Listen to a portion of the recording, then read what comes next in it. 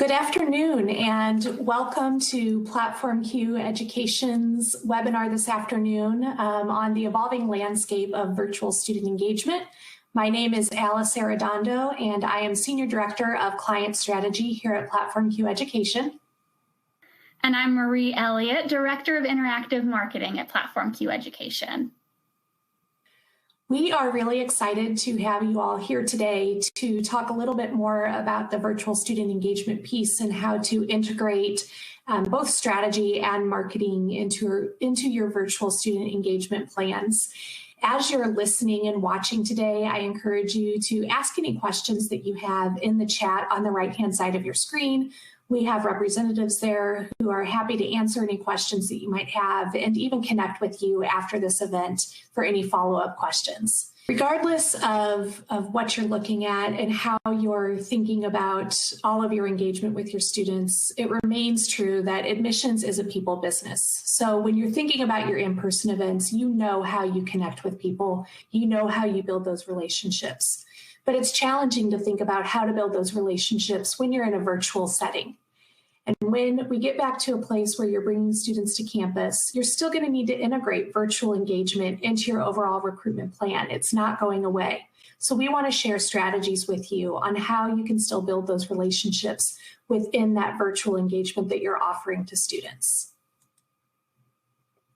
So we're going to talk a little bit about the strategy of virtual engagement, the plan for how you will achieve your goals, and looking at the marketing strategy for how you will integrate your communication plans, both with the pieces that you send to your audience, as well as the marketing services that Platform Q offers to get as many attendees to your virtual events and the correct attendees to your virtual events so that you can have that solidified strategy piece. And our overall goal, of course, is to help you have a successful virtual event. It's to help you engage your students with your current students, with your faculty, with your staff, with your overall campus community, so that they really get a sense of the experience that they will have when they just decide to join your institution. And so we want to start this conversation really with looking at some of the leading insights across the higher ed industry. So if we take a look at today's reality and some of the studies and surveys that have been done really over the last 12 months since the pandemic started, if we take a look at a recent survey from R&L, 90% of private institutions and 98% of public institutions believe virtual events to be among the most effective. So thinking about this is in combination with all of the other strategies that you employ. So when we're talking about everything that you do, in-person events, email communication, text messaging, calling students, high school visits, all of these things that we have always done, what we find is that private and public admissions directors and enrollment officers, et cetera, also believe that virtual events and virtual engagement has a really effective presence in that overall recruitment strategy. So when we're thinking forward, when we're moving forward and we get back to this place of having students on campus, we don't want to forget about the effectiveness of those virtual recruitment strategies. We want to integrate those into our overall recruitment plan. When we look at students, and what their expectations are and what they're interested in, 79% of students who attended a virtual event would be interested in attending another. And that same percentage would not attend a virtual event longer than 45 minutes. So we talk about Zoom fatigue, we talk about being zoomed out, and it's not really that students are necessarily zoomed out unless you are hosting all of your events on Zoom and they're 45-minute presentations where you're spending your time talking at your students instead of engaging them. So we're, of course, going to recommend that you're offering content in segments, that you're offering shorter sessions, that you're really engaging students in that shorter segmented content so that they really have that opportunity to engage. And what we do see is when you offer it in segmented sessions, spreading it out over time, you're going to find that engagement piece really pick up. The top 3 topics that students want the ability to ask questions about via live Q&A or live chat are financial aid, getting to know current students, and student life. So when we talk about the events and we talk about whether or not you need to be live, whether or not a pre-recorded session is appropriate, it's not so much about whether or not you're live or you're offering pre-recorded content. It's really about whether or not your students have the ability to ask questions and get answers. So if your content is relevant and your content is engaging, whether it's live or whether it's pre-recorded, if you're offering the ability to ask questions through live Q&A or through live chat, you are meeting the needs of your students. And so think about that as you're planning your events, that you are offering that opportunity regardless of if you're going live or if you're pre-recording the content that you're offering. For parents of seniors, virtual events were the highest attended, followed by virtual tours, events for admitted students, and then one-on-one visits.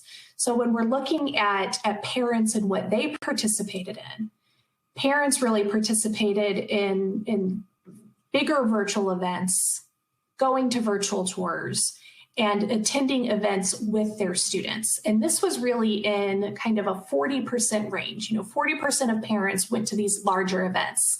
When we look at the one-on-one sessions, those were closer to the 20% range. So parents were choosing the larger, broader informational sessions over going to those smaller one-on-one visits. So we don't want to forget about those other audiences that you're working with as well. Additionally, when we look at a shift in what student expectations are, 50% of students who plan to participate, who have participated in virtual events, intend to participate in additional virtual events during the college search process. 25% is the percent of students who are waiting for an in-person opportunity, though they don't feel like it's critical to the decision-making process. But I think what's most surprising is this percent of students who believe an in-person option is not necessary to making their decision. 25% of students believe that they can make a decision without an in-person option. When this survey was completed back in June, less than 5% of students felt that way. Less than 5% of students felt that they could make a decision about going to college without an in-person event.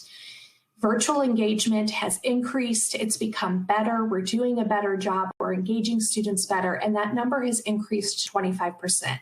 And that should say something to all of us that our students are shifting. What they want and what they need is shifting. And that doesn't mean that we get rid of in-person events, but it means we need to think strategically about how we accommodate the needs and wants of all of our students. We talk all the time in higher ed about meeting our students where they are. This is a perfect example of that. We might want everyone to come to an in-person event, but that might not be actually what every single one of our students need. And if we're going to meet them where they are, then we need to be offering engaging virtual opportunities for them.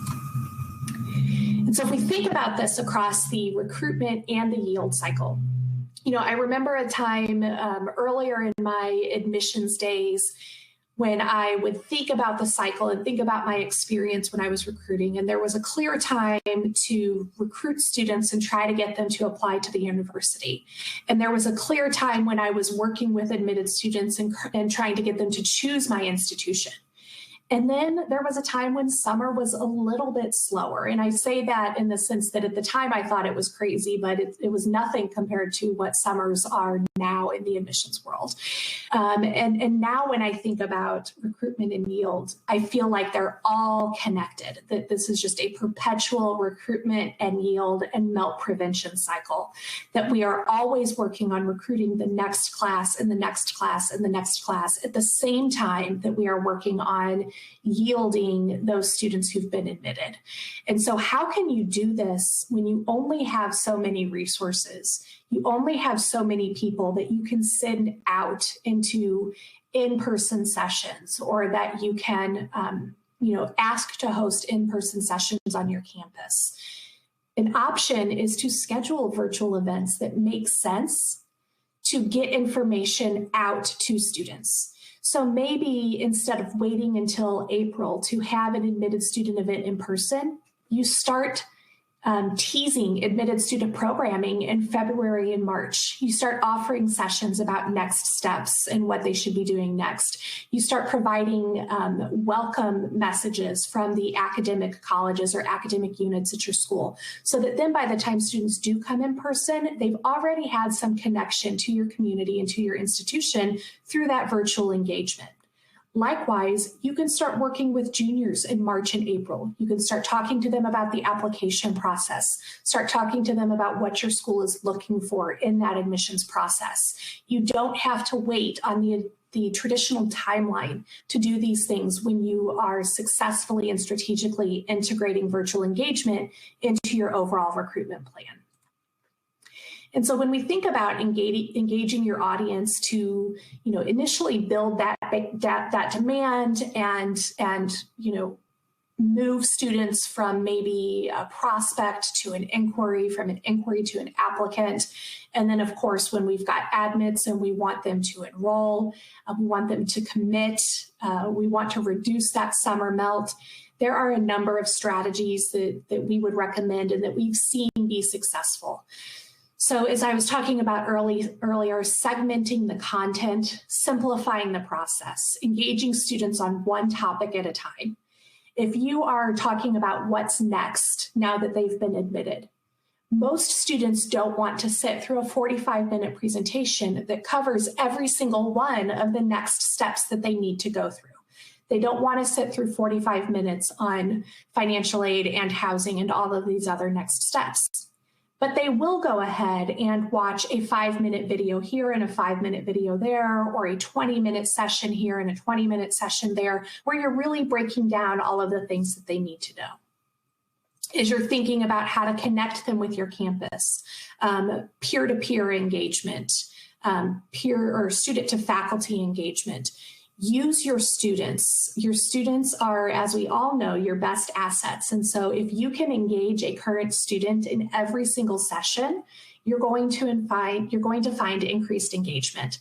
So promoting student stories, using them to tell your story, using them and faculty together to share the story of what it's like to be a student and work with faculty at your institution and really help build those relationships between your prospective students, your admitted students, and the campus.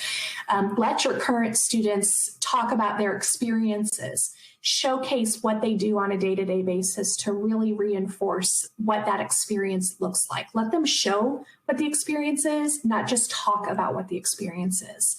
And then, of course, we've talked about connecting with parents, but the parent involvement, as we all know, is increasing. Parents want to be involved. They want to know what's going on.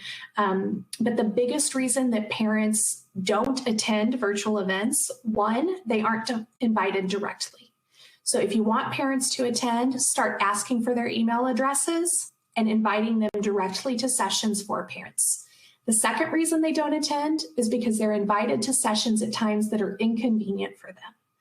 So think about inviting parents to sessions that take place at noon over the lunch hour. They might take a break for 30 minutes over the lunch hour to tune into a parent-to-parent panel or to tune into an Ask Me Anything session with an assistant dean or a vice president of student life or whatever it might be. But thinking about these things in different ways outside of the traditional ways that we've always thought about them, and using your current students, using your stories, using the things that make your institution unique and showcasing those virtually are really going to go a long way in supporting your overall enrollment goals. And then we want to make sure that you are increasing that engagement through live chat.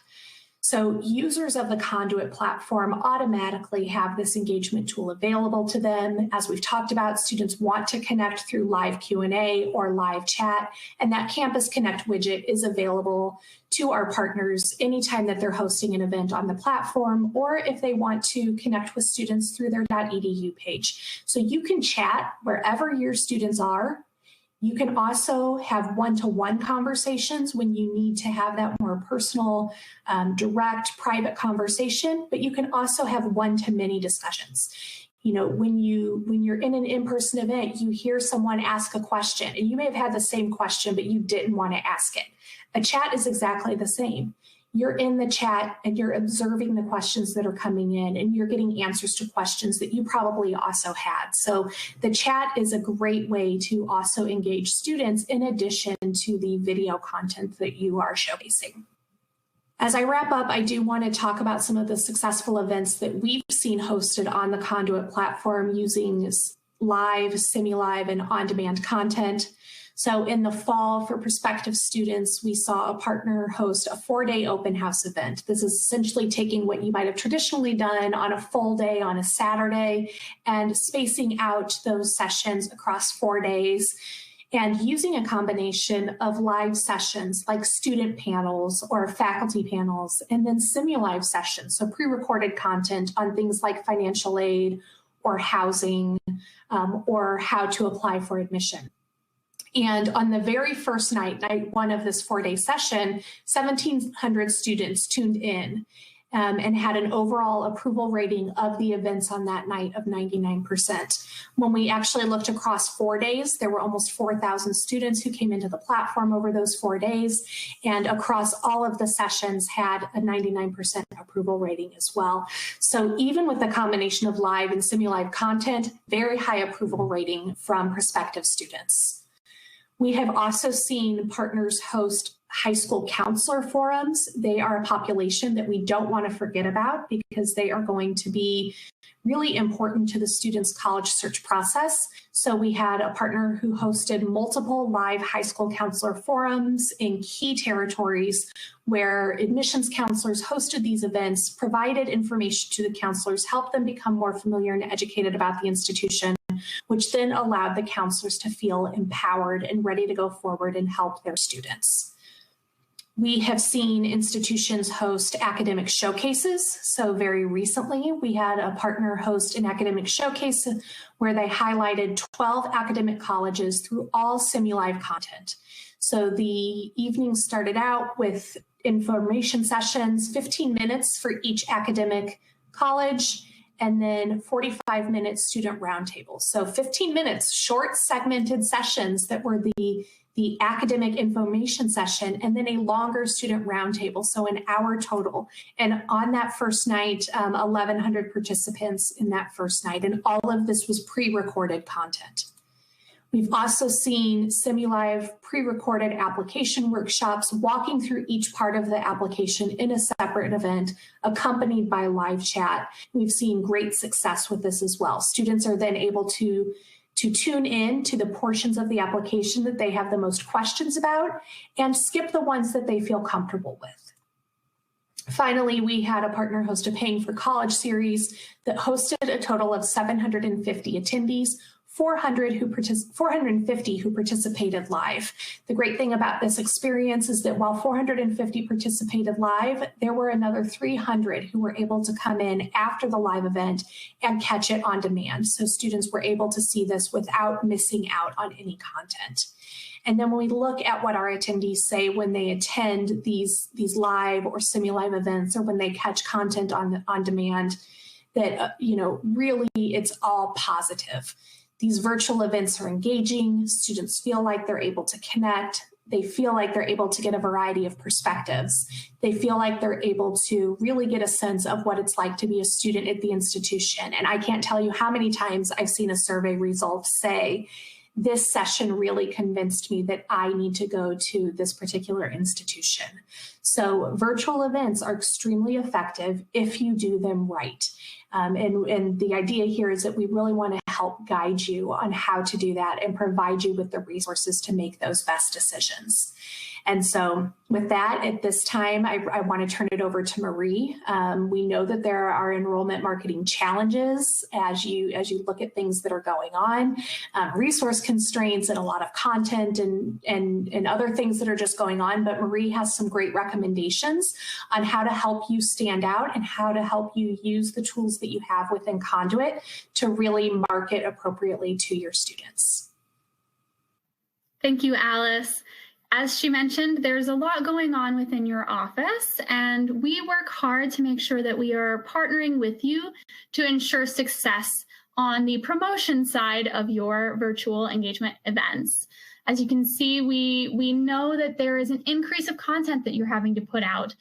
Previously, we were running 1, maybe 2 open houses in the fall, maybe 3 admitted student events in the spring, and then waiting until orientation time to start focusing on more of the in-person events. There wasn't a ton that we were doing in person on campus beyond the daily tours. But now with the virtual content and with having to take all of that information that you would have shared in one packed weekend and breaking it into the digestible pieces for everyone, you've got a great increase in the amount of content you need to produce and that you need to get out to your specific audiences. Would love to know in the chat how your team is tackling some of that increase, and perhaps if you're already a partner with Platform Q, how we're assisting you with that. Resource constraints. We know that certainly many of your teams are still remote. We're entirely remote, and knowing how to juggle those resources appropriately so that you have the number of hands on deck that you need is very important.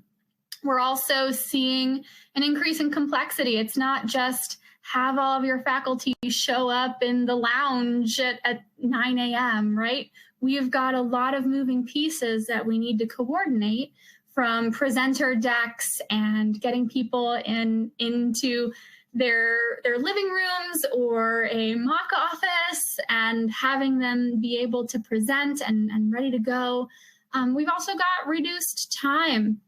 There's a lot of our services that we're offering to students, and how do we get those out in a time that works for the student, working around their schedule, and finding time that works for parents who, for many, are trying to juggle working on top of homeschooling, on top of their many other needs. So we're looking at how those challenges affect the work that you're doing in admissions and how the conduit solutions can assist you with that.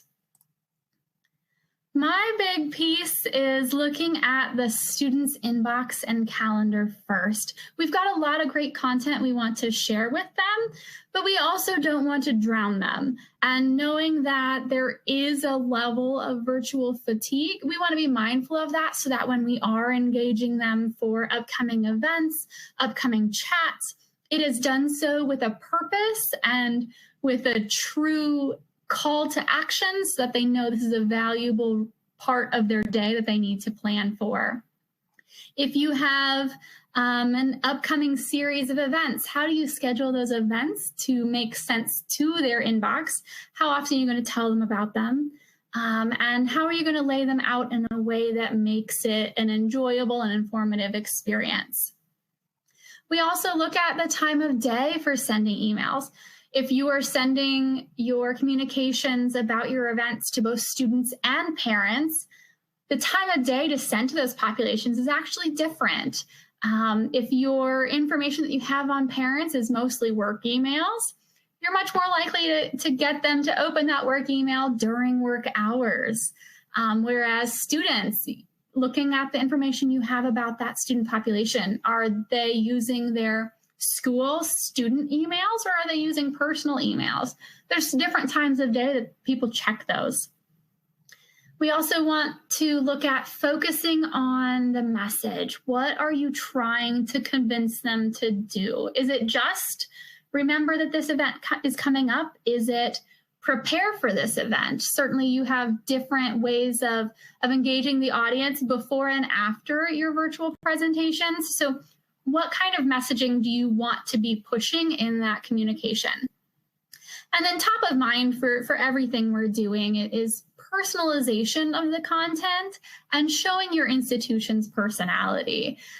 An email that says, we're hosting an info session, join us, doesn't have the same kind of weight as we're hosting an information session about the places that our current students love to eat. And we hope that you join us and view the different menus that we have available to you, right? Giving them a bit more information about the session and telling them why they want to attend.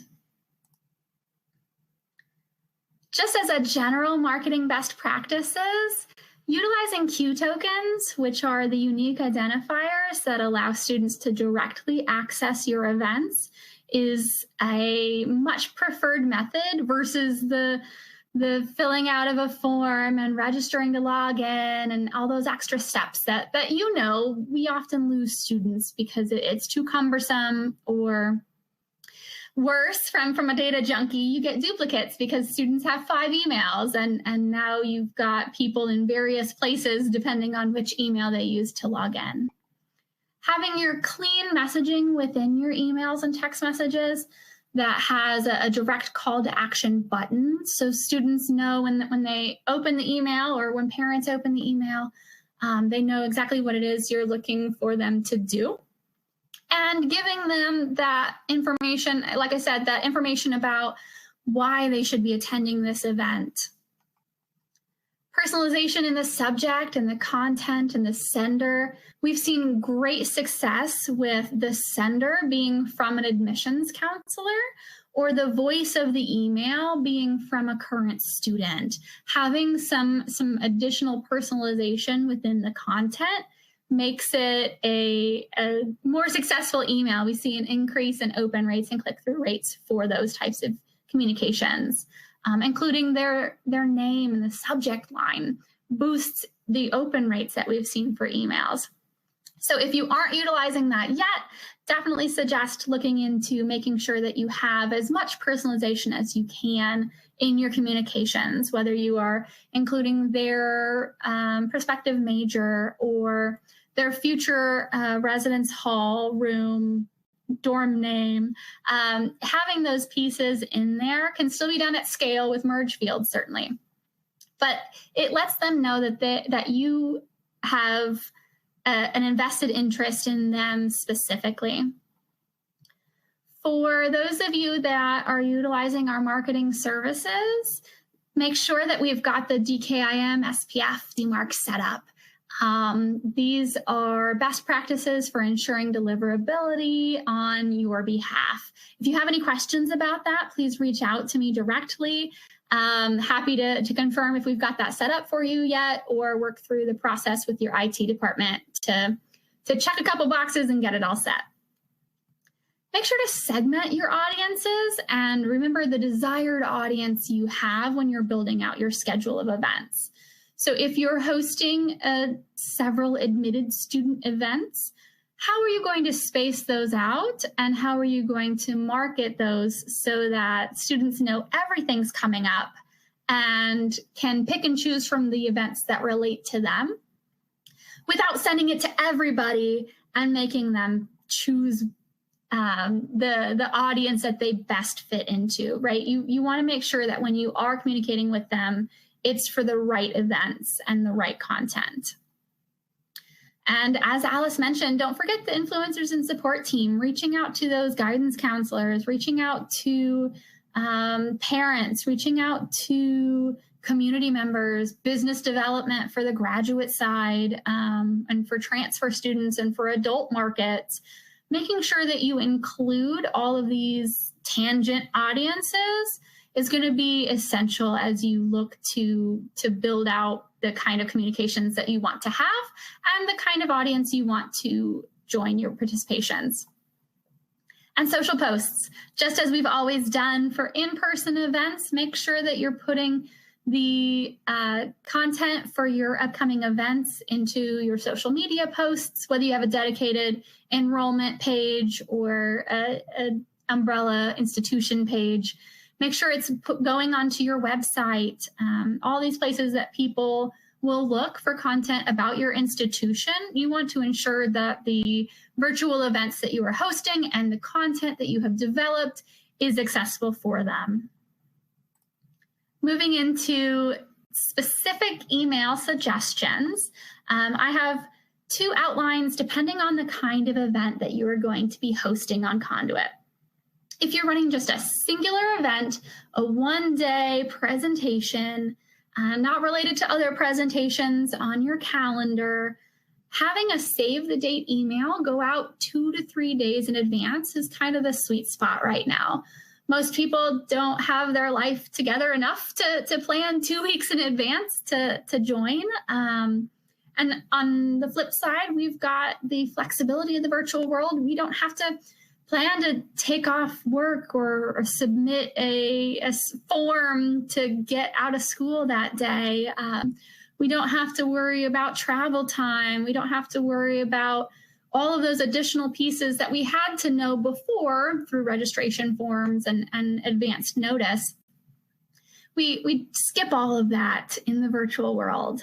So save the dates 2 to 3 days in advance. If you do want to use your own internal registration form, say you're trying to convert prospects to leads, so you need a bit more information about them, that works great. About a week out is really where you want to start hitting that. But still, when you have your audience in mind, you don't want to hide the Q token access behind just those that registered. So talk with your engagement strategist, talk with your marketing manager.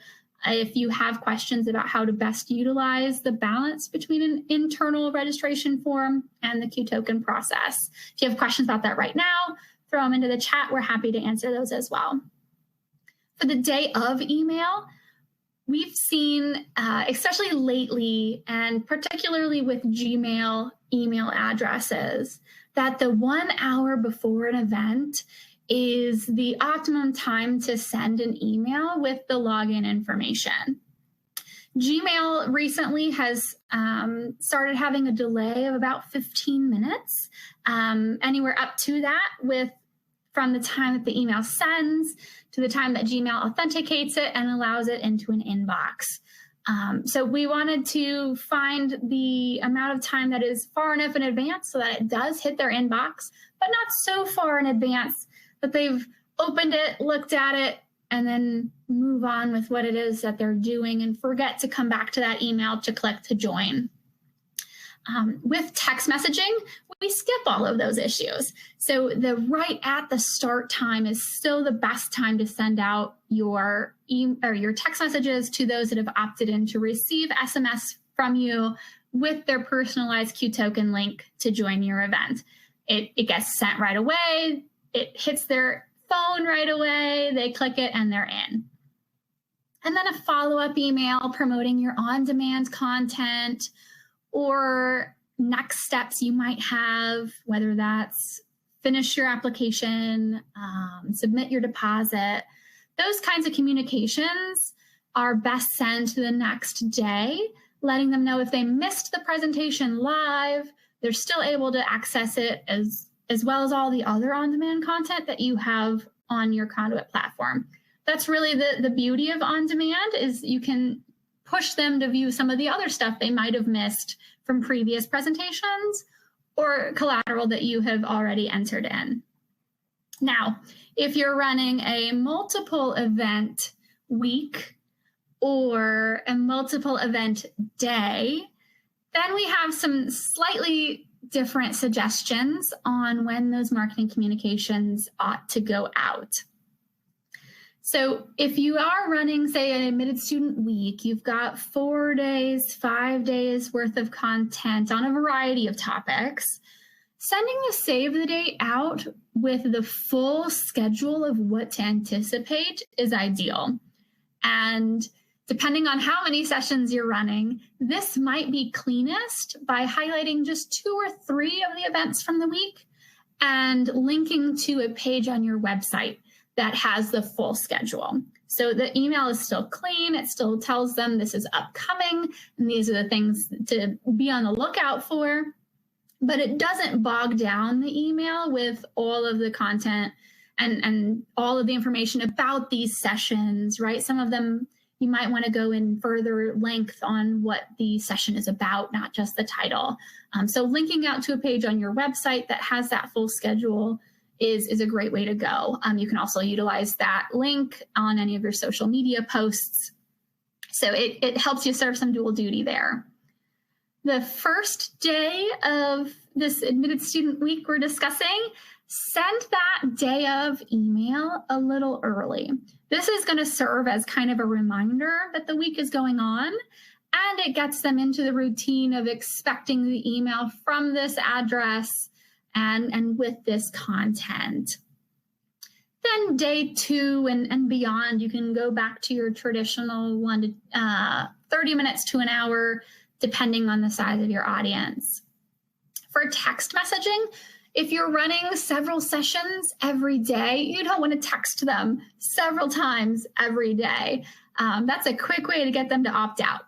So we suggest utilizing text messaging to highlight some of your key presentations throughout the week, whether that is the student live panel with current students, whether that is the president speaking, and for internal purposes, you want to make sure that the attendance for that particular presentation is high. Whether you have a really engaging professor that's going to be doing a mock short lecture that you're like, this is our key thing that is going to have students see who we are as an institution. Utilize those text messages as those key touch points, right? Ideally, they have opened up the email and they're already in there and attending, but this is a great way to loop them back in if maybe they missed the first presentation or the second one didn't really apply to them or didn't really interest them, but you want to make sure they come back for that final student panel. So text messages, no more than once a day to highlight those key presentations you want them to attend. And then we suggest if you're sending out all these communications all week, do not send a follow-up email. If you can see on this presentation, down at the bottom of the mock-up email, it says, did you miss anything this week? Nope, it's all available on demand. This is a great way to have in those day of emails, a way for them to know that presentations are available on demand. It also does double duty in that if the first presentation doesn't apply to them or doesn't interest them, there's still some call to action in that email to get them onto your Conduit platform. So baking that into the communications without taking away from the main call to action is a great way to have those students continue to engage with your on-demand content without giving them one more communication from you that week. And if you're not utilizing our marketing services, Alice is going to discuss some of the other options that you might have available to you. So Marie gave some really great insight into best ways to engage students even prior to your events, to get them to think about your events, to get them excited about your events through your marketing that you're sending out. And, you know, many of you do have marketing services, but some of you don't. And for those of you that don't, we've got some opportunities to make that process a little bit easier. And here at Platform Q, we've really been working hard over the last several months to identify ways to always make the process and the use of Conduit easier and more accessible for all of our partners. And so, as many of you know, we are in the beta testing phase for PQcast, which is a self-service option of the Conduit platform. And we are really excited to be rolling that out because it gives many of you more access and more control to hosting those events that you really are excited about hosting. But we also have these great options, this Conduit to Slate plugin for those of you who utilize the Slate CRM. This is powered by Underscore. This is a great partnership that we have, but this allows you to automate many of the processes that you might currently be doing manually. So this allows you to generate Q tokens through this plugin process as opposed to generating Q tokens manually. So if you're thinking about making that process a little bit easier, making that process a little bit more seamless, I would definitely reach out to learn more about this Slate plugin, which is a one-time setup, a really great opportunity and option to just streamline your entire experience. We also know that a lot of our partners are looking at virtual orientation options, and we have an additional opportunity for what we refer to as Conduit workflow. This is personalized and purposeful content at scale. And basically what this allows you to do is to take video content and customize it down to the student level. So you might have certain videos for orientation, for example, a welcome video and maybe a financial aid video and maybe a housing video that you want all students to see. But then you have really specific videos that you want School of Engineering students to see. But then you have another video that you want mechanical engineering students to see or chemical engineering students to see. And so based on that individualized, personalized student data, we can customize the path for each of these students so that they are seeing exactly the content that they need to see. They are able to move from content piece to content piece only once they complete the piece before that. You are able to insert quizzes or surveys to make sure that they're getting the information that they need and that they're understanding the information that you want them to have.